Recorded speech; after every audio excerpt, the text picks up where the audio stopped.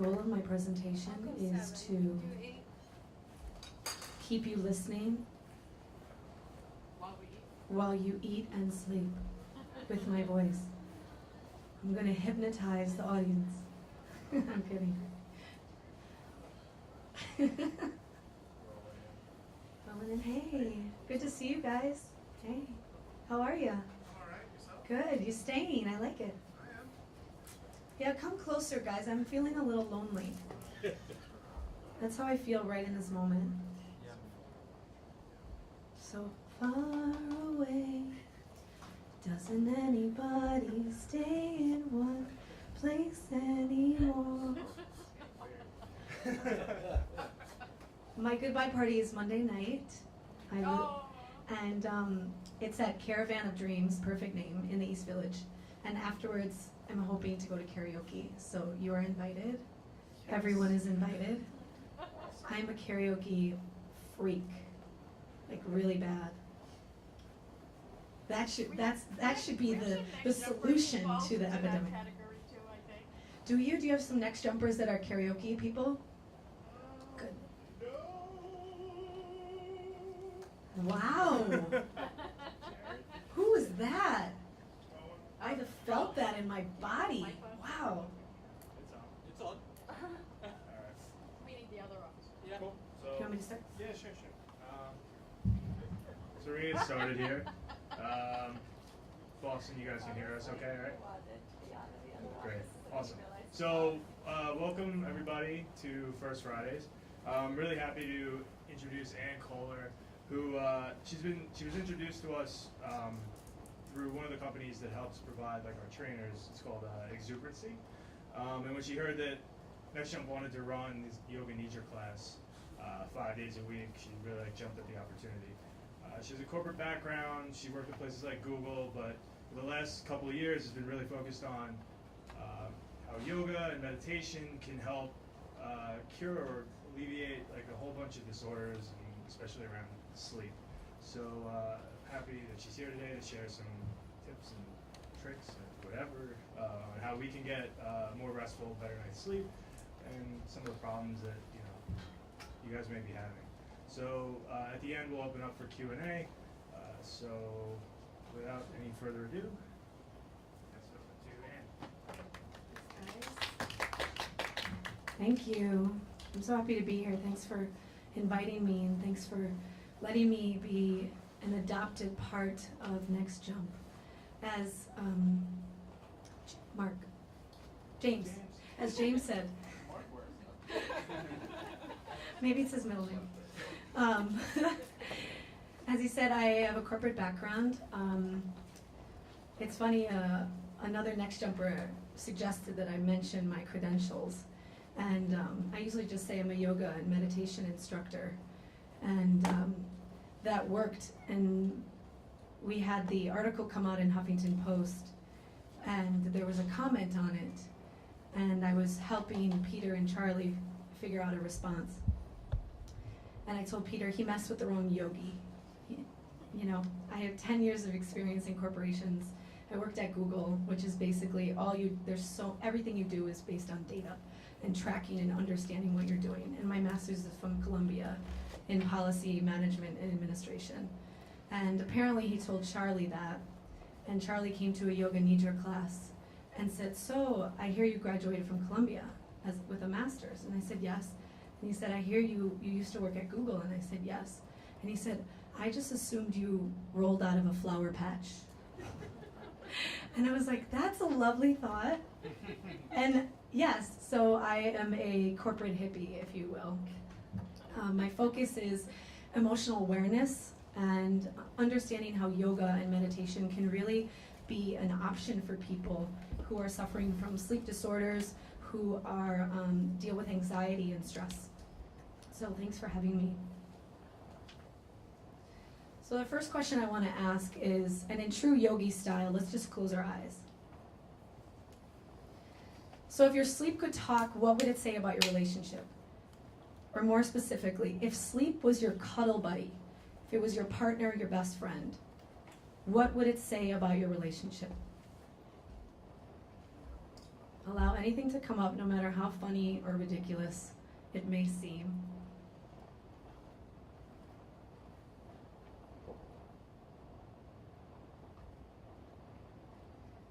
And then open your eyes. Does anyone want to share any commentary that you got? Any? Yeah. We have a very hot and cold relationship. Hot and cold relationship. Okay. Anyone else in the back? Mine was like, you hang out with me too much. You hang out with me too much. I like that. Anyone else? I don't hang out with you enough. I hate you. I don't hang out with you enough. Last one. Anyone else? Unreliable. You're unreliable.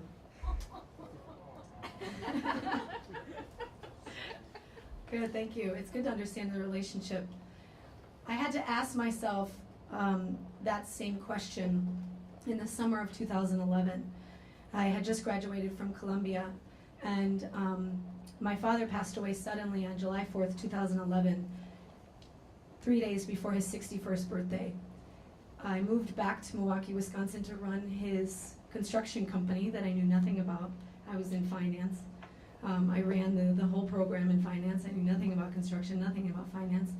And I was overcome with an emotional hurricane. My dad was my closest friend, my confidant, and so it was really interesting. And if you've ever dealt with grief or a severe loss, with most of us have, is you feel angry and full of rage and despair and loneliness and resentment. There's all these emotions that are coming full force at you at every moment. And I really committed to feeling those feelings and to feeling the loss of him. And so during the day I was running a company and also on this grief battlefield. At night my anxiety was so high and there was so much fear in me that I couldn't sleep. And so me and my mom started to take a small little sleeping pill so I could just go straight to sleep. I wanted sleep and I wanted it fast. I wanted it quick because my emotional battlefield took over my days. So I wanted my nights to be completely unconscious and to be knocked out. It seems that a lot of people in the US and around the world have the same need. They want sleep and they want sleep fast. Pharmaceutical companies have made over $5 billion in the last few years from selling sleep medications. 9 million Americans are reported to have taken sleeping pills. It's an epidemic. It's happening. We have sleep machines. We have books on sleep. We have noise machines that make a certain music and noise in order to get to sleep. But the interesting thing is, the surface problem is getting to sleep fast. But the root problem is actual restful sleep. Does anyone go to sleep and you could sleep 10 hours, but you wake up still feeling tired? Right? That is the epidemic. The epidemic isn't getting to sleep. It's staying to sleep and getting the right amount of sleep. So the interesting thing that I found with the practice called Yoga Nidra that I'm going to talk about now is that the purpose of these medications is to go to sleep fast. But in Yoga Nidra, that is the most magical part, is the distance between being awake and being asleep. That is actually where you get your most restful sleep. It's where you have access to your subconscious, to your emotions, to your dreams, your fantasies, your imagination. So the question that begs me to explore and to answer is, what would happen if the very thing we want to skip is actually the key to us getting more rest? Right? Whoa!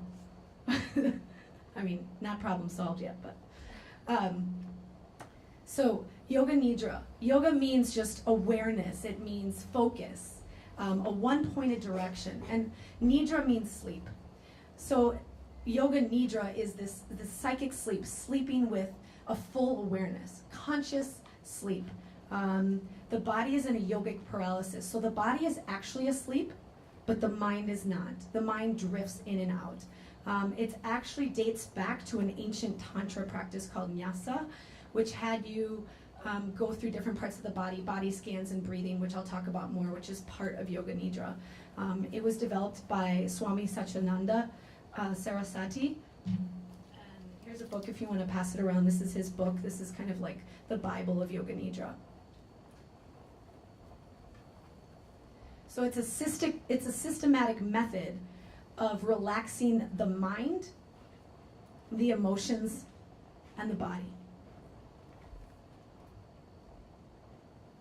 So the founder of Tantra said, at the point of sleep, when sleep has not yet come and external wakefulness vanishes, at this point, being is revealed.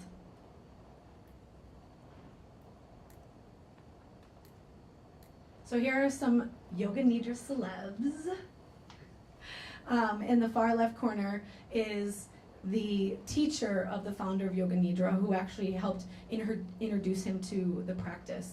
The middle picture is Van Gogh, and he speaks about, my images came like in dreams. That's his famous quote.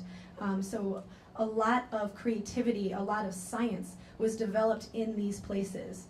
Einstein had these thought studies, these sleep patterns, basically a present-day Yoga Nidra. And a lot of his studies came out of being in those states. The lower left corner, Mozart, but it's the Amadeus movie picture version, because that's what I think about. He used to doze in the back of the carriage, and that's when some of his biggest symphonies would come out. Napoleon, picture from Bill and Ted's Excellent Adventure, because it's an amazing movie.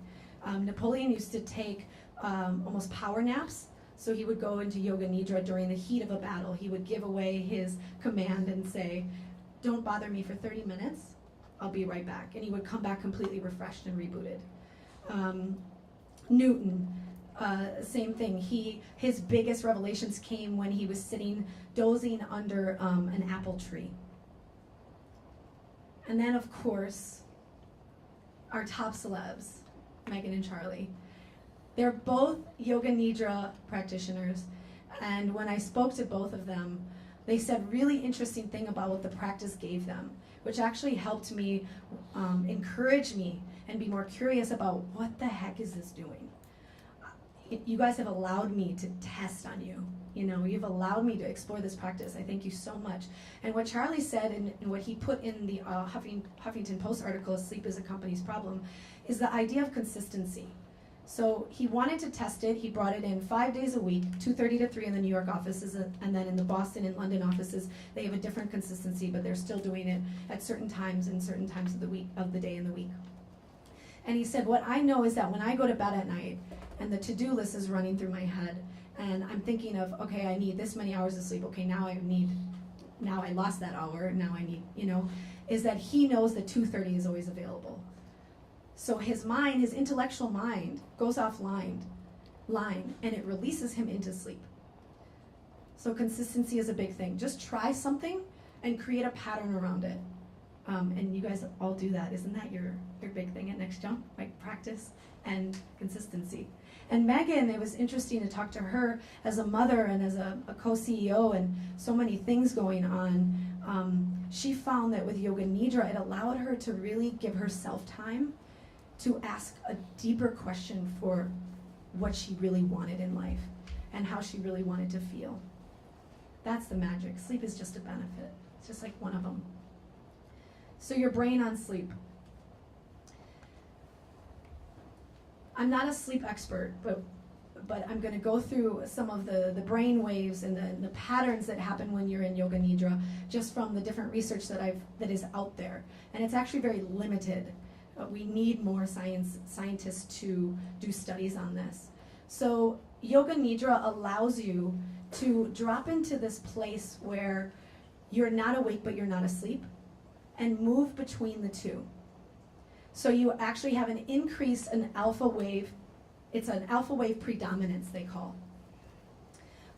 As well as an increase, and they found an 11% increase in theta waves in one of the studies they did on 7 yoga teachers. So in this state, you can literally cross over from the left brain, the intellectual brain, to the right brain. So you have, the world is your oyster. So here's a graph. Can you guys all see this? Okay.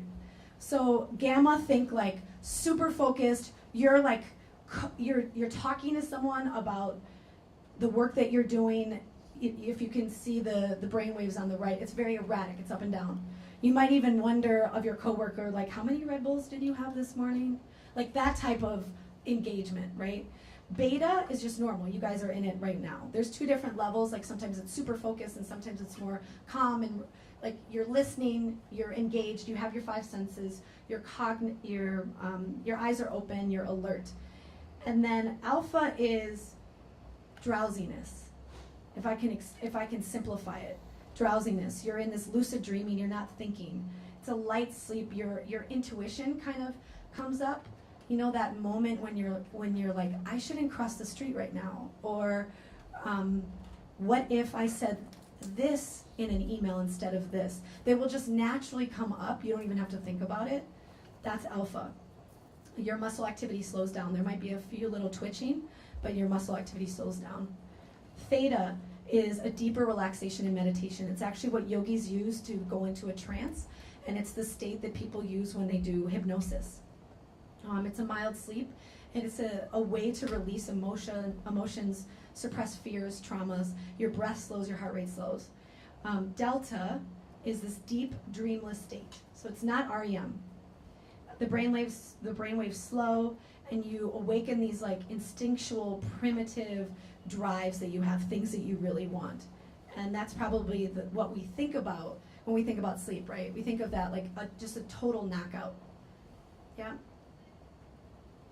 And then the waves are on the side. So you can see the further you get into sleep, the wider the waves, the more space there are. So I just wanted to focus on alpha and theta. Alpha is really the gateway between conscious and unconscious. They call it the superconscious. So it's a place between beta and delta. Memory, it's a place of memories and new information. It's like a registry. It's a very, very fertile soil. It's considered the best state of mind for imagination. It governs dreams, fantasies, and it has a consciousness, but not an attached consciousness. So when you're awake, you might hear my voice and think, you know what, I don't really agree with her, and I don't like her glasses, or blah, blah, blah. You create a story, you create an attachment to what you're hearing. But in alpha, you listen, and the attachment falls away, okay? This state, if you have a hard time memorizing things, remembering things, it just means you're not maximizing alpha. You're not staying in alpha very long. And if this state is increased, it's the best time to plant intentions that stick. That's why in Yoga Nidra, we'll talk about later, is that one of the first things you do is you create an intention. So you can plant it. It's like a seed. You plant it deep, deep, deep in the fertile soil of your subconscious. And then you keep repeating it throughout the practice or throughout your day, which is like fertilizing that seed. Yeah? Theta, mild sleep, deep relaxation. It governs the part of mind that lies between the conscious and unconscious, the subconscious. So think subconscious with theta. Use in hypnosis, and it happens during REM sleep. It's state that it allows us to retain memories, to feel, to be creative, and it directs beliefs and behavior. So if this state is increased, it's said that it can burn away impressions that are imprinted on your brain. So traumas from when you were little, conversations that your mom and dad had you, things that were taught to you, you can actually rewire them. You can dig them out at the root and get rid of them and create a new personality from the inside out. So this is from two different studies. One was on 7 yoga teachers that practice meditation regularly, and the other was on 30 women that practice yoga and meditation regularly. Just to go back, there's actually a huge debate in the yoga community and the science world that some people say, oh, it's just alpha. Some people say, oh, it's just theta. And some people believe that yogis can actually be in delta and be completely awake, which is like 0.0000% of the population. Like, these are superhumans that don't eat, and like back in the day they slept for an hour a day. They just meditated all day. So it is, like I said, it needs to be studied more. So before Yoga Nidra, the top left, it's your waking state. So you can see what's active, right? Your brainstem is active, your cerebellum, the frontal part of your brain.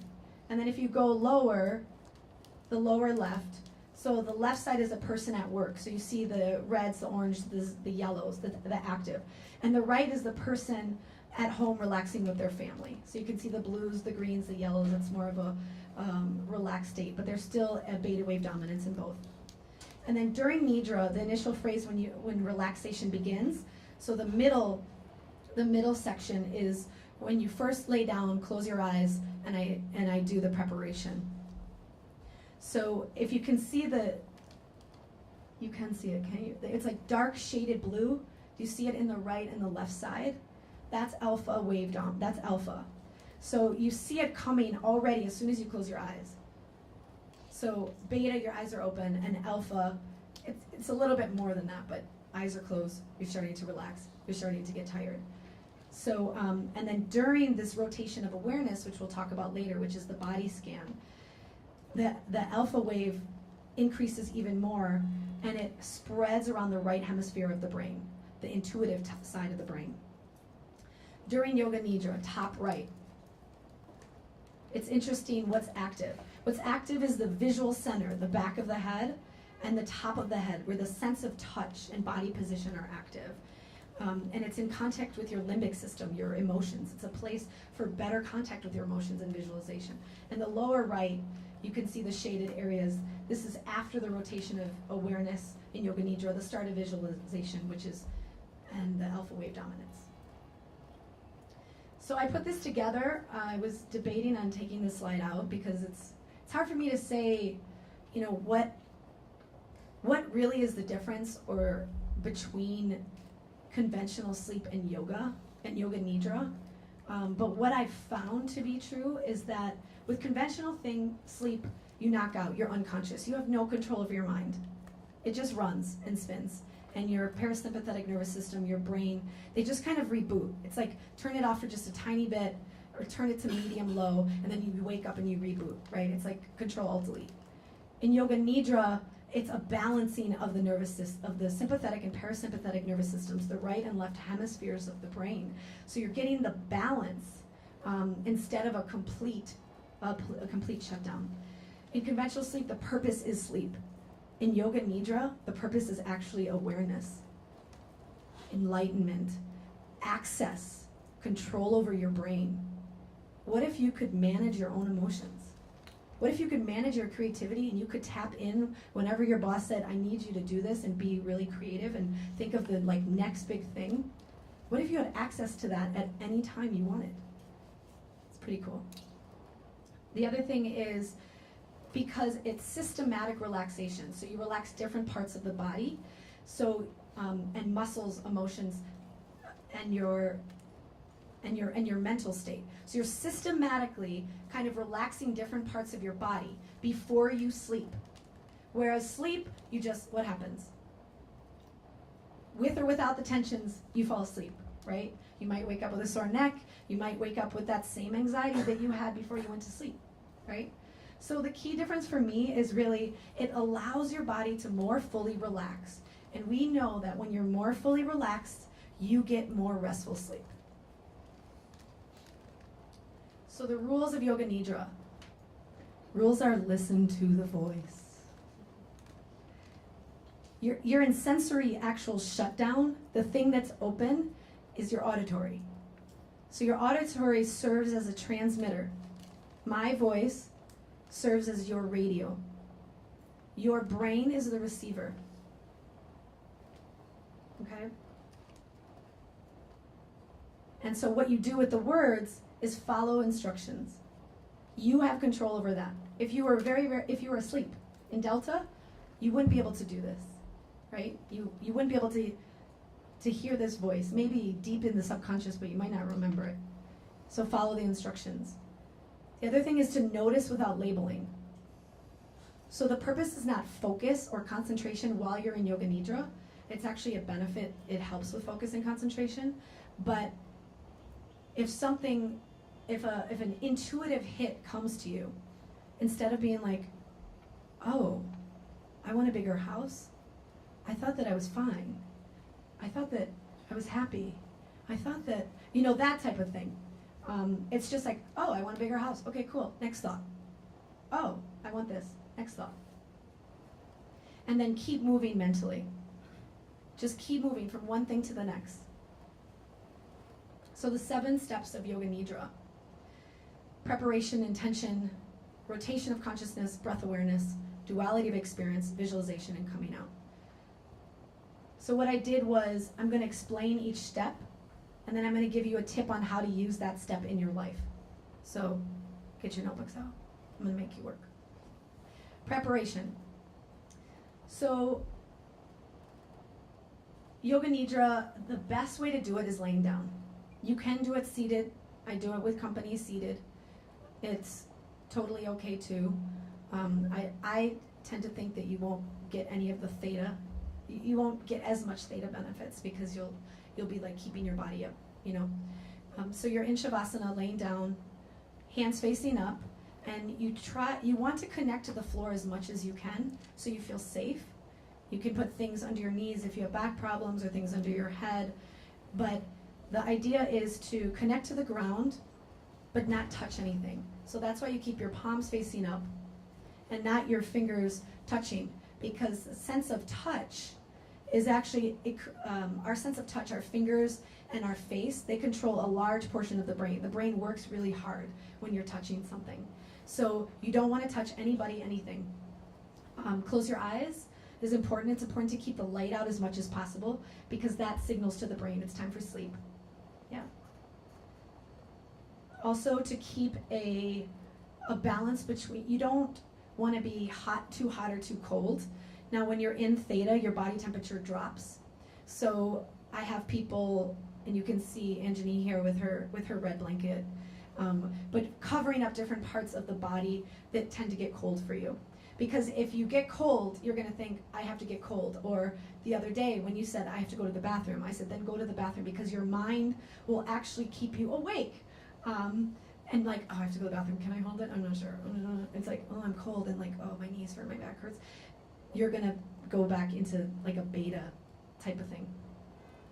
So tip number 1, find a way, and I know Arianna Huffington talks about this in her book, and people talk about it, but create your optimal sleep environment and see what that means. When you went to that question of what is your relation, what would your sleep say if it was in relationship with you? How can you mend that relationship? So write down all the things that keep you from relaxing or sleeping, even if it's like your snoring husband. I mean, don't like cross him out or anything, but like find ways to create solutions. Is it earplugs? Is it is it a patch over the eyes? What is your optimal environment? So write down all the things that keep you from it, and then see if you can create solutions that attach to each one of those things, and then find ways to integrate them. It's kind of setting an intention, a resolve. It's called a sankalpa in Sanskrit. So this is my favorite. Setting an intention, because you have access to the subconscious, because you have access to the intuition, it's very fertile ground for the mind to play with. So if we sat here and said, I am love, over and over, all day long, hours at a time, that would be great. But our intellectual mind is still online. So our intellectual mind can attack that. Well, duh, you know you're love, or no, you're not. Remember that one thing that happened that showed you that you're not love? That's why you're not love. So it attacks that intention. When you plant it in alpha, you have a higher success rate of it actually growing. Okay? The other thing you want to think about the intention is make it clear, make it in the present tense, and commit to that intention until it comes true.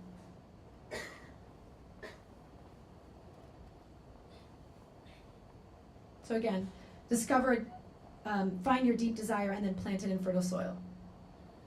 Oh, that was kind of cool. So I created this for you guys, and I know you're used to asking why. You work with Simon Sinek and Charlie, and they're big why people, which is awesome. Use that why and use the intuitive why. So let's just close our eyes real quick. Do we have time? Just close your eyes real quick. And choose an area of your life you want to focus on.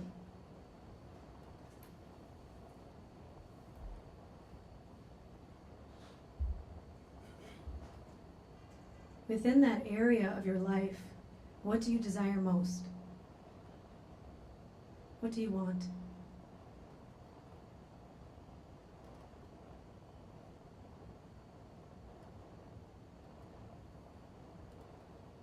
And start to ask whatever that answer was, why? And follow with the answer, because I want. And see what comes up.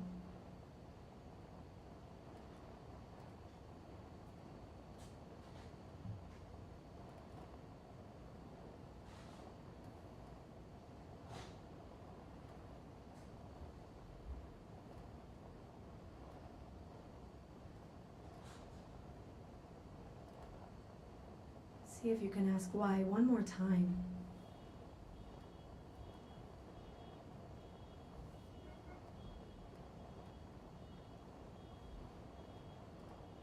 And then open your eyes. You can write down what came up for you if you want. So that's the purpose of it. Now,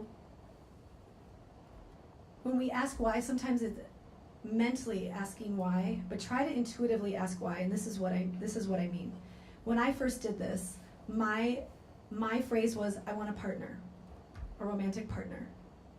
And so I started to ask why, started to ask why. And my teacher was like, oh, where'd you get? And I was like, oh yeah, I got the answer. I'm a mother, I want to be a mother. That was the answer, that I thought it was the end all. She's like, that's a noun. Go, keep asking why. And I was like, okay. My brain started to attack the why. Like, well, why are you asking that? Like, isn't it fine to want to be a mom? So I kept going deeper, deeper. What happened was, I want to feel connected. I want to feel connected to another human. I want to feel connected to all humans. I want to feel connected to God. I want to feel connected to myself. I want to be one with all. And that became my intention. I am one with all. So you take that want and create a present tense intention. Some examples are that I've used: I have everything I need. I am enough. I am successful in all areas of my life. Don't put a will in front of that. It will bring it into the present tense, and you might not have access to it. Cool? Rotation of consciousness. This is otherwise known as the body scan. It's a systematic way. You start on the right side of the body. You start with the fingers, right thumb, second finger, third finger, fourth finger, fifth finger, because there's so much brain capacity in the fingers and the hands. You go up the arm, down the body, down the legs into the right foot. Then you go left hand, down to the left. Then you go the back of the body, the glutes, the lower back, middle back, upper back. Then you go up around, top of your head, and you do all the face. So it's systematic in that, yeah. Oh, yes. I thought you had a question. Yeah, and the face takes a little bit longer, but it's actually timed. So I do it in a way that it's quick enough that you're going to jump from one thing to the next. You're not going to fall asleep. But it's slow enough to give you the chance to actually repeat it in your mind. So if I say, let's just try it right now. I'm going to just do a few. Just close your mind. Close your mind. Close your eyes. So when you hear the body part, just mentally say the body part and bring awareness to it. You don't have to visualize it. Just bring awareness to that part of your body. Bring your awareness to your right thumb, second finger, third finger, fourth finger, fifth finger, all of your right fingers, palm of the hand, back of the hand. Then bring your awareness to your right eyebrow, left eyebrow, eyebrow center. Cool, and then open your eyes. So you see with the fingers, I was a little bit quicker. With the face, it takes us a little bit more time to feel it. Like, how do you feel your eyeball? You know, it's because we're touching things all the time, so we have that sense. It's, you know, that's really used a lot. do I have anything else to say about that?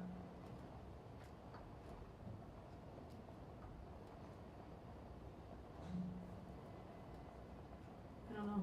It's not. It wants to stay in rotational consciousness. I don't know. I did. Did it not? Speaker, call in. Someone's calling. Well, say your truth. What do you want to say?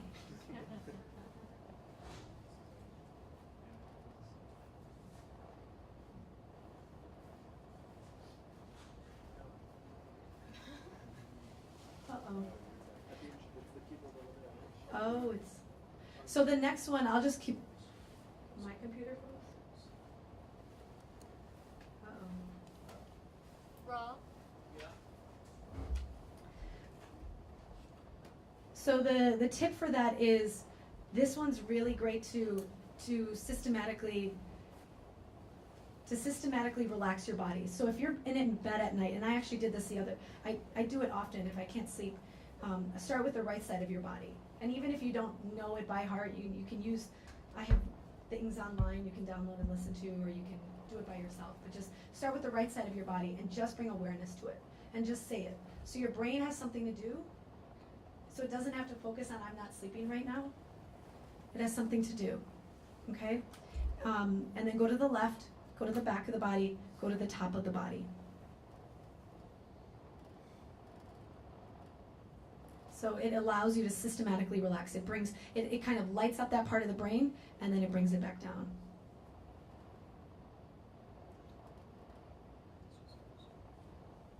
Okay. Next one is breath awareness. So breath awareness, you bring awareness to your breath. So if that is, okay, I'm breathing navel, inhale, up through the chest, diaphragm, into the throat, exhale back down the same way I came. If it's in and out through the nostrils, if it is belly rises when I inhale, belly falls when I exhale, that's all fine. It's just bringing awareness to where am I breathing. And then if you really want to count sheep, as I call it, count your breath backwards. So if you have a hard time sleeping, start from maybe sometimes 100, 50, 75, and you'll wake up and you won't know what number you left off on. It's this timer that's clicking, again, keeping the brain with something to do, just a simple task for the brain to do, and for the body to be aware of, to feel that awareness, that rise and fall of the breath, okay? So just try it at home. The other thing is, the next one is the duality of experience. And this is one of my favorites because I love emotions. So the duality of experience is allowing the person that's practicing to feel hot and cold, to feel heavy and light, to feel big and small, to feel pain and pleasure, to feel happiness and sadness. From a place of non-judgment, from a place of, not of, I don't want to be feeling this right now. You shouldn't be feeling anger. It's allowing the body to feel those things so you know that you can always feel the reciprocal of everything. So you get that email that is just so, it's just bothering you. It's like, I can't believe they just wrote that. I can't believe they just wrote that to me.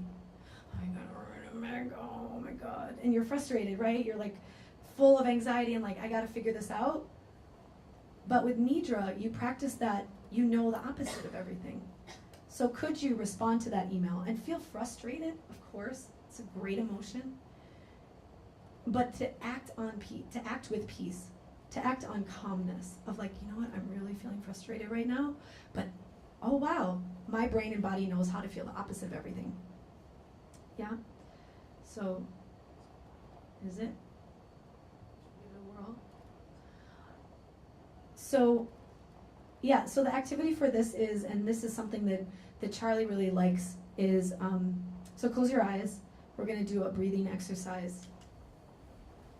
So you're going to breathe, you're going to inhale, suspend the breath, exhale, and suspend the breath for the same amount of time. So we're going to try it for 5 seconds. Inhale, suspend, exhale, suspend. Now just inhale and suspend. Suspend. Inhale a little more. Feel the chest open. Pull the belly button in, lengthen the spine. Suspend a little more. And then exhale all the way out, slow and controlled.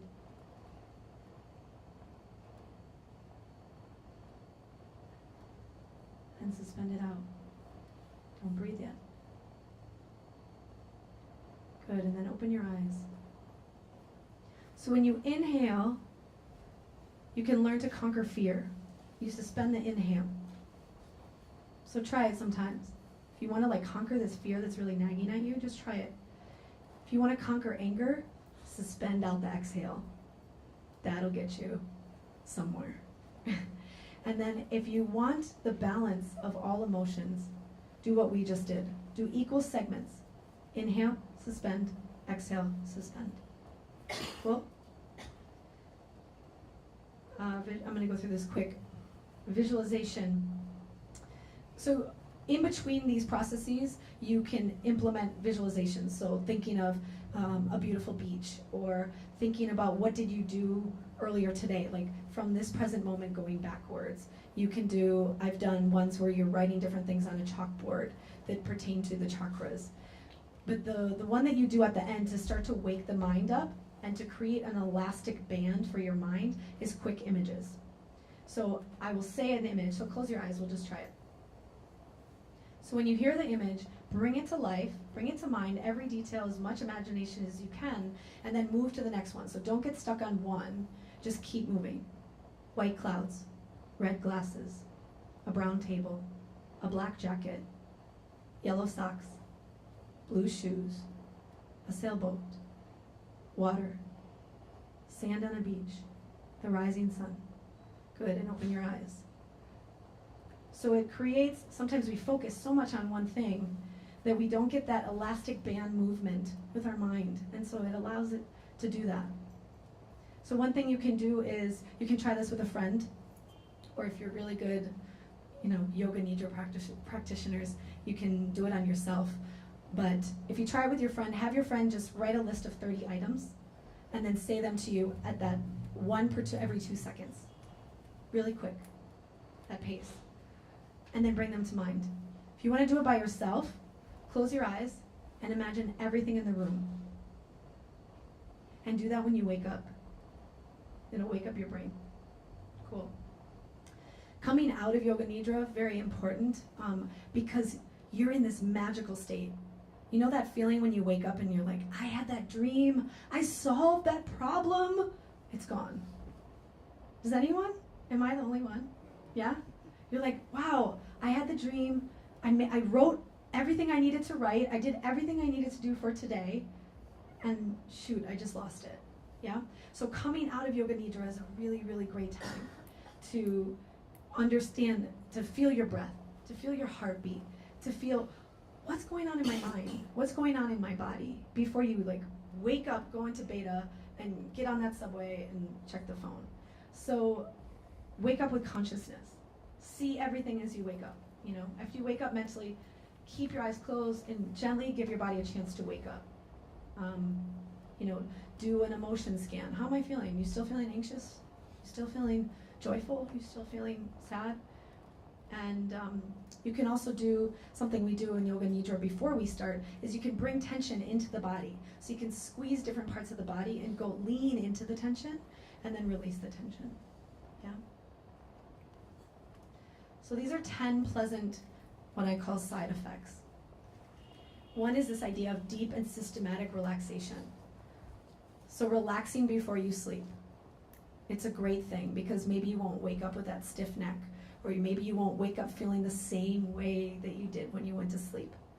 This restful sleep, the brain has something to do, and it can just rest, and I can be in my intuitive space. A strong awareness of self, and this came from someone in the class, of I feel like I can put myself first. You know, that was just so beautiful. I feel like I can put myself first because I know what's going on at every moment. You are in charge of your mind and your body.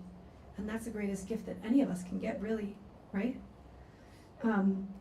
It balances the nervous system. So it increases the it lowers this sympathetic nervous system of like fight or flight, I gotta do this. And it ups the parasympathetic nervous system. This idea of removal of unwanted habits, some people, you know, like I said, it's a pleasant side effect that some people have, is, you know, traumas. You can understand traumas better in this state. It increases memory function and visualization. I know for me, I can visualize a lot faster. And the other day, I was trying to remember the lyrics of a song, and I closed my eye and I was like, I can't remember the lyrics. Whatever, I'll just give up. I closed my eyes and I was like, yes, you can. See the words, see the letters, see the beat, and I could remember all the words of the song. So it just, give yourself a chance. It awakens creativity. Reduction of pain, stress, and hypertension. They're using this with people that have body aches, or they're suffering from PTSD, things like that. And it's just overwhelming what's happening. They're feeling better, their cortisol levels are dropping, which happens in yoga and meditation anyway. So it's, again, I will repeat again, this needs to be studied more. This effortless learning, there's a guy that's doing a test on children on using this in schools, and he's found that they're learning languages a fifth faster. It was actually started, the man who started it found that he was singing chants that he had never learned. And so his teacher, Swami Shivananda, asked him, well, when are you sleeping? He said, from 3 to 6 a.m. in the ashram, when I guard the ashram. And he said, at that time is when the young boys are singing those very chants. So he realized, okay, there's something to this Yoga Nidra, and yogis used it to memorize languages. And the release of muscular, emotional, and mental tensions. I'm just going to leave you with a final quote. The subconscious mind is an obedient disciple and immediately carries out the orders that you put to it. If you know how to practice Yoga Nidra, you can train your subconscious mind completely. Then the ordinary mind and intellect will follow suit. Swami Satchidananda Saraswati. So give it a thought, give it a try. Maybe it's not for you, maybe it is, but thank you so much. Does anyone have any questions? I'd love to answer questions.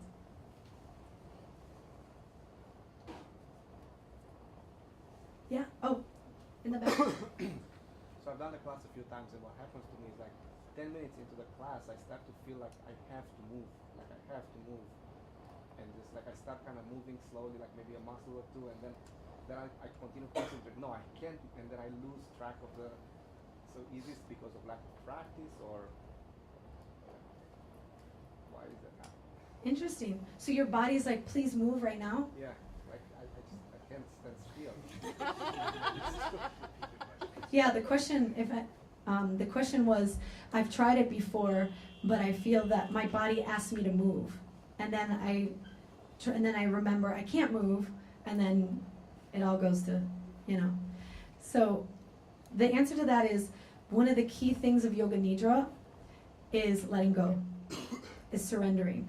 So sometimes during the practice I'll say, allow the ground to safely support you. You're safe, you're okay. Let go. I have the timer. Don't worry, I'll get you out on time.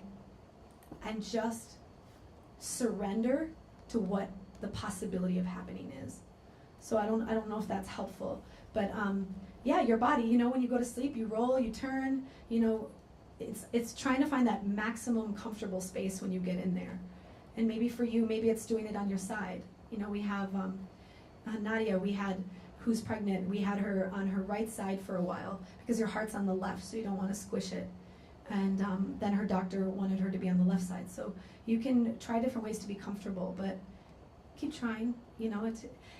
This is like a rewiring of the brain. This is like asking a child that doesn't even know how to crawl to run. You do not, I didn't even mention that, you don't stay in alpha and theta for very long, guys. Like seconds, maybe minutes. we're asking you to stay in those states for 30 minutes, which isn't even possible. Like, none of you have probably done that. I haven't done that. It takes 10 years, 20 years to do that. But it's the process of practicing to do it. It's the journey, not the destination. Yeah. So, I think originally when the class was introduced to us, it was like, oh, you're going to rest for half an hour, you're going to feel like you have 4 hours of sleep. It's the equivalent of 4 hours of sleep. And so, when I've taken it a few times, when I come out, I almost feel like exhausted and like sleepy for the rest of the day. And then I feel like I lose momentum at work. Like, I just want to sit at my desk and like, I need like some caffeine or something to wake me back up because I'm like exhausted. So I don't know if that's like doing something wrong, or does it take a few times? Like Anjani has told me it takes a few times. So I don't know like what. Right. The question is, I've tried it before and I still feel exhausted afterwards. It takes me a while to get back into the swing of things. So, yes, try it again. Maybe, are you falling asleep? I would want to ask more questions. I'm falling asleep. You're falling asleep. Is So, that bad? no, it's not bad at all.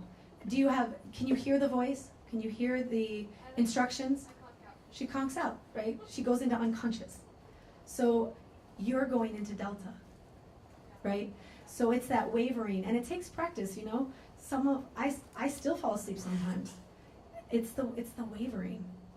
It's like, okay, let me come back. That's why you use the voice as like this rope to pull you out, this transmitter of sound. Yeah. So it's a different type of power nap. It's a different type of power nap. Does that answer your What question? is the goal, not to fall asleep? The goal is to stay aware. Did I not say that? The goal is to stay aware. The goal is to stay conscious, but allow the body to sleep. So it's a yogic sleep. So when we're in there, some of you who've taken it, if I said, sit up right now, would you be able to do it? It'd be really hard, because your body's like a mummy. It's totally asleep. But you're listening, and you're visualizing, and you're following this voice. It's so strange. So the goal is not to sleep. Yes, you get benefits from sleep. You mentioned a figure that has also been debated. There's a figure out there that a 1-to-4 ratio. So 1 hour of Yoga Nidra gives you 4 hours of sleep. 30 minutes gives you 2 hours of sleep. And it's not scientifically proven, but the idea behind it is 30 minutes of rest of Yoga Nidra can be 2 hours of restful sleep. Yes. Does that help? Cool. So that might lead into my question, which Yeah. is, so I've done it and I feel like it's a really relaxing experience. I don't necessarily feel tired afterwards. However, when I go to sleep at night, I feel like every day that I do it, I sleep really bad. You sleep really bad. That same night. Interesting. Yeah. Yeah, so the question was, I do it during the day and at night I sleep really bad. Maybe do it at night too. Before you go to bed, do a body scan. Count, try it. Mix it with sleep. This is not meant to be, mix it with sleep. It's a journey on the way to sleep. You're gonna fall asleep anyway, So maybe try it. Yeah, I don't know scientifically what's happening to you, but try before you sleep. Any other questions? Yeah. So, I feel like Yoga Nidra focuses a lot on falling asleep and then rejuvenating your body.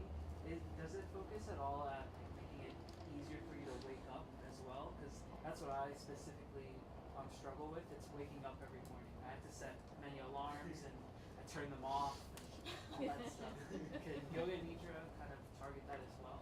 That's a great question. I really like that question. I want to ask my teacher, Shakti. Maybe I can follow up with you. But his question was, Yoga Nidra helps you fall asleep, but can it also help you wake up? So I alluded to it a little bit with the coming out. So could you wake up with awareness? Instead of waking up, checking the phone, and getting up right away and going right from an unconscious, subconscious to a conscious place, could you go in those ways really, really slowly? So can you, when you're still asleep but you know you have to wake up, bring awareness to your breath. Count a few times. Feel your right arm. Oh, what does that feel like? What does my hand feel like? What does my face feel like? Oh, can I feel my breath? Maybe I can't. Can I feel my heartbeat? Let me take a scan of my brain. Where are you? Where are you at emotionally? And then you can do, you know what we do before we start, the tension? Do that. That'll wake you up. Bring tension into your hands and arms. Squeeze. Exhale, release. Do it for your feet. Squeeze, release. Do it for your face, release. And then bring tension into your whole body, and then release. So it's like waking up with consciousness. It might help. I'm not sure, but I'll get back to you and find an even better answer. Anyone else? Yeah, please. Sorry. The time, 2:30. Is that like, is there a significance in that? Because at 3 o'clock everybody gets tired, and so you feel refreshed afterwards. Like, why always at 2:30? Yeah, I think that's what they picked. Right, Peter? Peter's gonna come up. He's coming out of the woodwork to answer the questions. Because like we were thinking, when do you hit the afternoon wall? Like when do you go for that second or third or fourth cup of coffee? So we're thinking it's like around 2:33. So that's kind of where we came up with that afternoon slump. But we almost done with work. Not random. It's awesome. Yeah. Other companies, you know, I've used this as a template for other companies, and I'm like, well, they do it at 2:30. You can do it whenever you want. Some do it at 11:30. Some do it like during the lunch break, where people are more likely to come. Some people in the morning, at the night. I haven't read in the book if there's a specific time that you do it in. It's a good question. It's the journey to sleep. So I love to do it before I go to sleep. It puts me to sleep. Yeah. Yes. So, for the people who haven't actually done it, maybe you want to probably explain a little bit more about how you put your body to sleep but still stay awake. Because that's, I think, is a lot of people correlate being asleep with your body asleep. How could you put your body to sleep but still be awake? Which is basically what you're asking us to do during the practice. Right. The answer is follow the voice. Follow the voice, follow the instructions, and if you don't have something to follow, if you're just doing it on your own, which I wouldn't recommend unless you've kind of practiced it a few times, is the question you're asking is the answer, is that it's okay to fall asleep, and it's okay to be in that state. You're training yourself to, how can I be aware of my body? How can I understand what's going on, but allow my body to fully relax? Be in a really comfortable place, in my favorite bed, my favorite room in the house. So I think, yeah, follow the voice. Continue to follow the voice, even if it's your inner voice. Yeah? Thank you so much, guys. Thank you. I'm teaching today at 2:30.